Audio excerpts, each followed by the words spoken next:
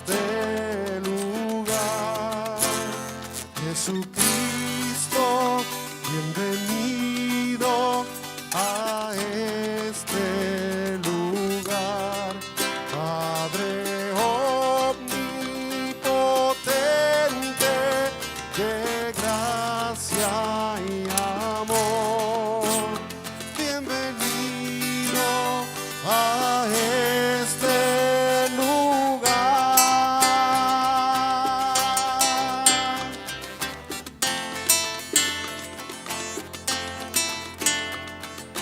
Santo, bienvenido a este lugar.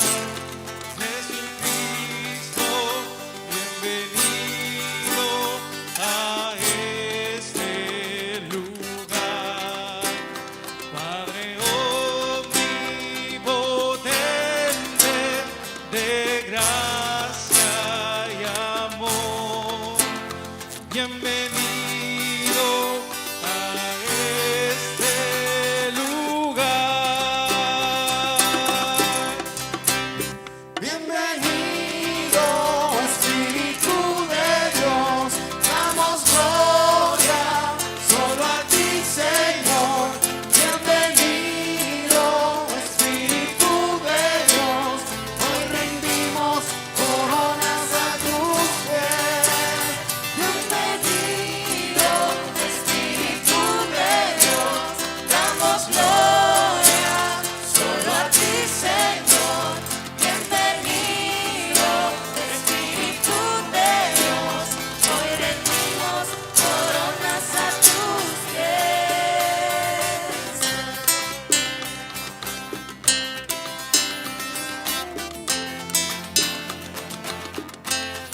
Espíritu Santo, bienvenido a este lugar. Jesucristo, bienvenido a este lugar. Padre omnipotente, de gracia y amor, bienvenido a este lugar. Bienvenido, Espíritu de Dios, damos gloria solo a ti, Señor. Bienvenido, Espíritu de Dios, hoy rendimos coronas a tus pies. Bienvenido, Espíritu de Dios, damos gloria solo a ti, Señor. Bienvenido, Espíritu de Dios, hoy rendimos coronas a tus pies.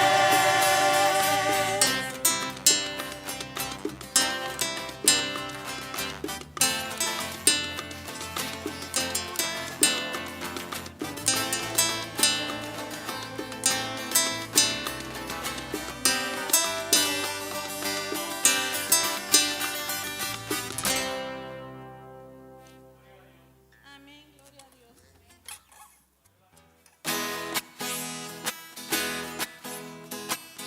Puedes confiar en el Señor, Él te va a cuidar.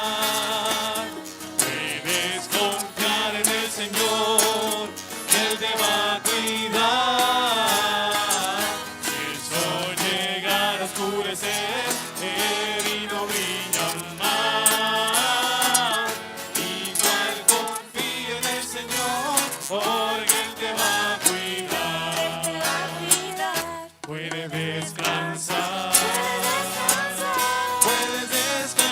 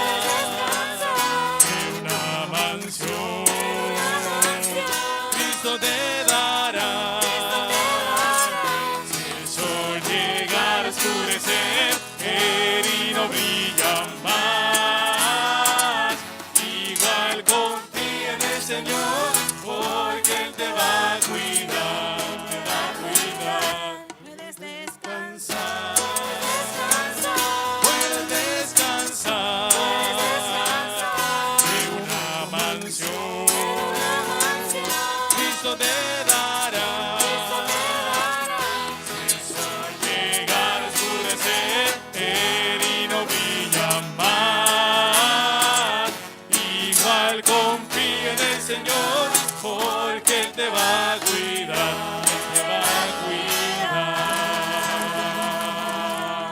Buenas noches, hermanos, y que la paz del Señor esté con cada uno de ustedes. Es para mí una bendición estar aquí con ustedes en esta noche, llevándoles la palabra del Señor. No presencialmente como todos quisiéramos, pero por este medio también la palabra del Señor puede ser llevada. Antes de empezar, hermanos, vamos a tener una pequeña oración para que el Señor esté con cada uno de nosotros durante toda esta predicación. Oremos. Amantísimo Padre, Señor, que estás en los cielos, santificado sea tu nombre. Señor, gracias, Señor, por otro día más de vida. Gracias por todas las bendiciones que tú nos das diariamente. Te pido, Señor, que seas con nosotros durante toda esta predicación, que me dirijas, Señor, y me utilices como tu instrumento para poder llevar la palabra a todas las personas que nos están escuchando, Señor. Te pido que me des la sabiduría para que las personas entiendan y puedan recibir el mensaje que tú quieres dar en esta noche. Además, te pido por los enfermos de nuestra iglesia, Señor, sé con ellos, que tú seas el doctor de excelencia para cada uno de ellos y que lo que tú quieras, ¿verdad?, que pase con cada uno de ellos, pues sea de tu bendición. También te pido por los jóvenes de nuestra iglesia que donde quiera que estén puedan dar el ejemplo y sepan que hay un Dios que siempre está velando por ellos y que los ama. En el nombre de Jesús, amén. En esta noche quise traer un tema bastante utilizado y se puede utilizar tanto positivo como negativamente. Y lo titulé El Evangelio que abraza. Antes de comenzar, vamos a nuestra lectura bíblica que se encuentra en Juan, el Evangelio de San Juan 13:35. El Evangelio de San Juan 13:35. Y dice así: En esto conocerán todos que sois mis discípulos, si tuviereis amor los unos con los otros. Así que ya saben más o menos el concepto que voy a hablar, y exactamente el amor. Hoy en día vivimos en un mundo que ha colapsado. El declive moral, el vacío existencial, lo que es bueno, lo que es malo, ha cambiado mucho en los últimos años. Pero sin embargo, a pesar de todo eso que ha cambiado, el ser humano también ha podido alcanzar alturas que nunca antes se habían alcanzado, como en la ciencia, en la tecnología. Y es por ende que la iglesia hoy en día tiene la oportunidad más que nunca de mostrarse en lugares donde las personas no se pueden contactar y puedan sentir esas personas que es una iglesia que los abraza, que se sientan especiales y que sean amados, haciéndolos formar parte de la comunidad de la fe y devolviéndoles el sentido de pertenencia y propósito de la vida, llamando a compartir y vivir también el amor de Dios con otros. Así que en años anteriores no se podía llegar al mismo tiempo, la misma facilidad y la misma efectividad que hoy en día. Hoy en día tenemos varios recursos para hacerlo. Así que, hablando del concepto de amor, ¿por qué? Les traigo una pregunta. ¿Por qué Jesús dijo: un mandamiento nuevo os doy? Recuerden que estamos hablando del concepto de amor. Y no este mismo mandamiento fue el que Dios le había dado a su pueblo a través del profeta Moisés siglos atrás. En Levítico 19:18 dice: no te vengarás ni guardarás rencor a los hijos de tu pueblo, sino que amarás a tu prójimo como a ti mismo. Inclusive el mismo Señor lo había dicho muchas ocasiones atrás con sus predicaciones y enseñanzas. Como por ejemplo, en Mateo 22:39, Mateo 22:39 dice: y el segundo es semejante: amarás a tu prójimo como a ti mismo. Además también en el Evangelio de San Marcos, en el capítulo 12, versículo 31, también él mencionó: y el segundo es semejante: amarás a tu prójimo como a ti mismo. Y entonces, ¿por qué entonces se refirió a amarnos unos a los otros como un mandamiento nuevo. Y hermano, la respuesta es bastante simple. Lo que pasa es que tristemente nosotros, el pueblo de Dios, los discípulos de Cristo, tenemos la tendencia de olvidar que la característica fundamental del discipulado es el amor los unos por los otros. El amor debe dejar de ser una teoría en la vida de los cristianos y pasar a una realidad viviente en cada creyente, que solo es posible teniendo comunión real con Dios cada día. Así que, como mencioné, el amor no puede ser algo que solo es en papel o solo es algo que aprendes y ya. No, tiene que ser parte de ti y en tu diario vivir, porque el amor es crucial para un cristiano. Y como nosotros debemos dar ese ejemplo, Jesús es el ejemplo supremo del amor por los demás. Cuando Él murió en la cruz, Él redefinirá el verdadero significado del amor los unos por los otros. Hermano, Él murió por nosotros. Imagínense en el amor tan inmenso que tiene Jesús con nosotros, que dio su vida para que nosotros nos salváramos.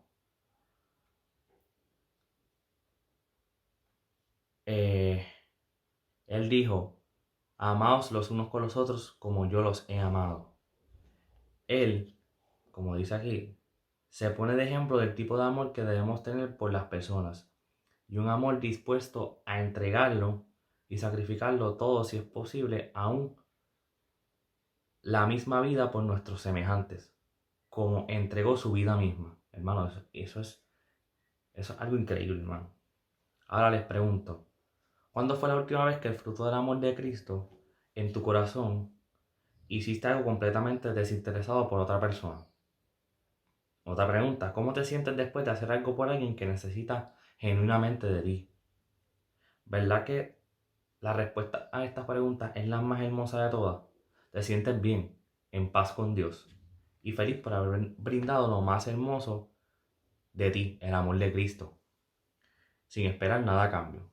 Eso es importante, hermano, porque ¿de qué te vale ayudar a las personas si siempre estás buscando algo que recibir? Y no, un verdadero cristiano con amor hace las cosas sin esperar nada a cambio. Recordando la verdad, el amor de la iglesia primitiva apostólica, ese primer siglo de la era cristiana, vamos a recordar algunas de las características extraordinarias de amor fraternal que vivían los primeros cristianos. Vamos al libro de Hechos.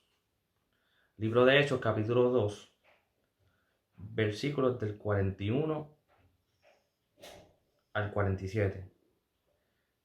Y dice, así que los que recibieron sus palabras fueron bautizados y se añadieron aquel día como 3,000 personas. Perseveraban en la doctrina de los apóstoles y en la comunión uno con los otros, en el partimiento del pan y en las oraciones. Y sobrevino temor a toda persona y maravillas, señales, eran hechas por los apóstoles. Todos los que habían creído estaban juntos y tenían en común todas las cosas.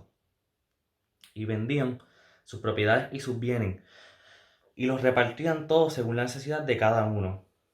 Y perseverando unánimes cada día en el templo y partiendo el pan en las casas, comían juntos con alegría y sencillez de corazón, alabando a Dios y teniendo favor con todo el pueblo. Y el Señor añadía cada día a la iglesia los que habían de ser salvos. Hermano, ellos tomaron en serio las palabras del nuevo mandamiento de Jesús. Estos textos dicen que los primeros cristianos perseveraban unánimes en la doctrina de los apóstoles, en la comunión uno con los otros y en el partimiento del pan y las oraciones.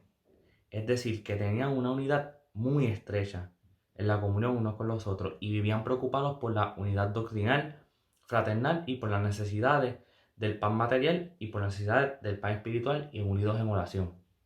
Así que, hermanos, debemos tomar este ejemplo. Ellos vivían para Dios, ellos daban todos sus bienes solo para estar en la presencia del Señor. Además también dice que todos los que habían creído estaban juntos y tenían todas las cosas en común. Vendían sus propiedades, como les mencioné ahora, sus bienes y les repartían a todos según la necesidad de cada uno. Así que no había egocentrismo en cuanto a escatimar las posesiones personales por encima de la necesidad de los demás. Así que era todos por igual. Los primeros cristianos, bueno, el concepto de todos por igual en cuestión de sus necesidades. Por ejemplo, si uno necesitaba más, pues se le ofrecía un poco más. ¿Me entiendes? Para todos estar como que en el mismo, diría yo, mismo nivel. Los primeros cristianos se despojaban de sus posesiones y bienes por satisfacer las necesidades de los que no tienen. De tal manera que no había un solo necesitado entre ellos, lo que les quería mencionar. Porque lo que tenían suplían las necesidades de los que no tenían nada. Entonces continuaba diciendo, en esos versículos que leímos, perseveraban unánimes cada día en el templo y partiendo el pan de las casas, comían juntos con alegría y sencillez de corazón, alabando a Dios y teniendo favor con todo el pueblo.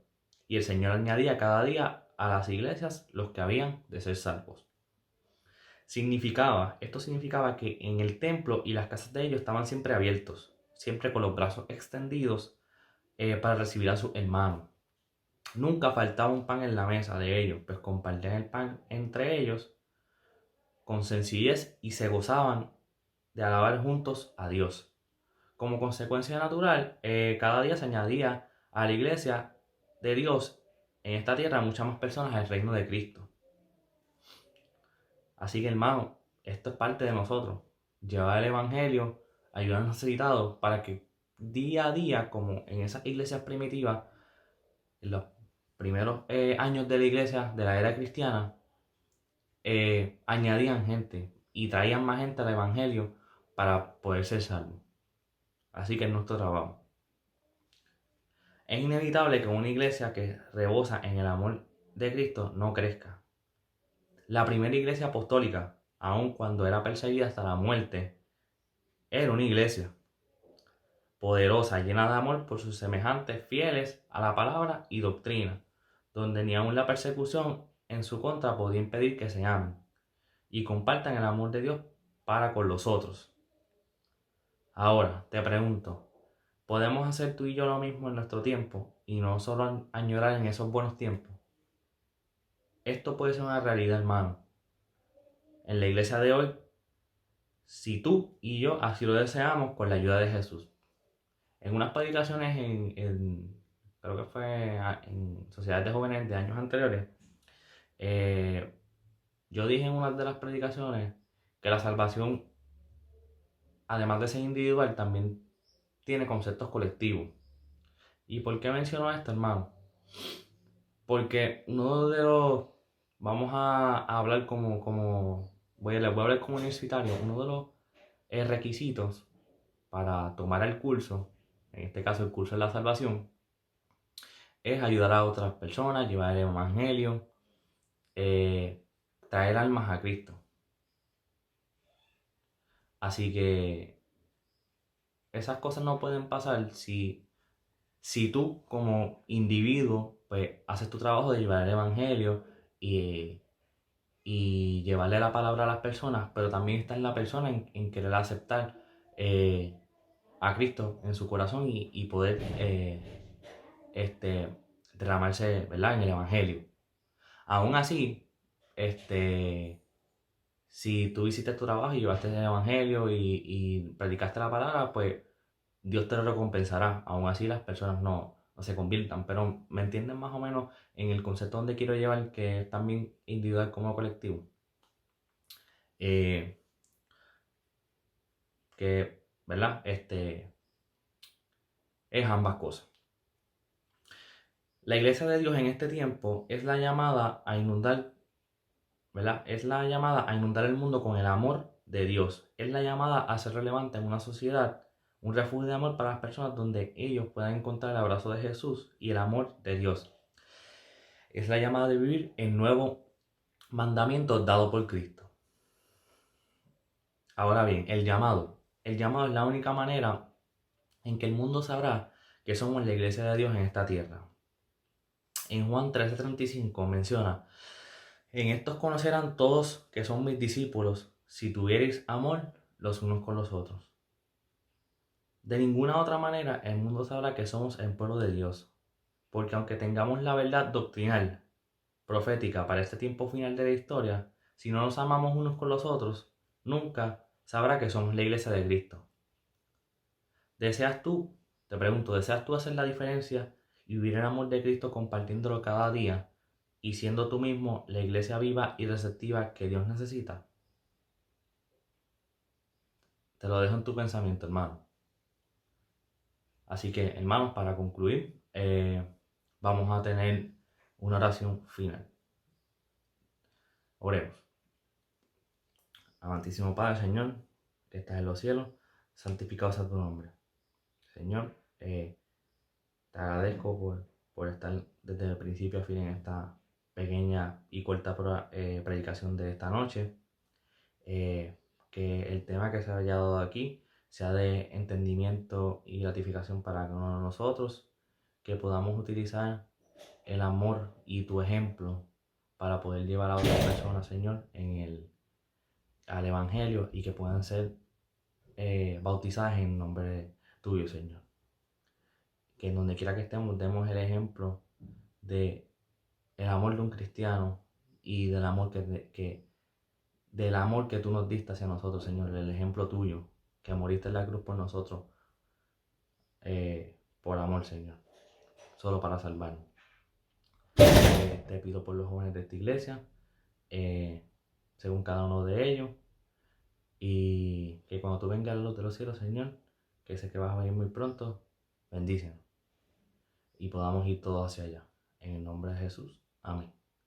Dios los bendiga, hermanos, y buenas noches. Nos veremos pronto.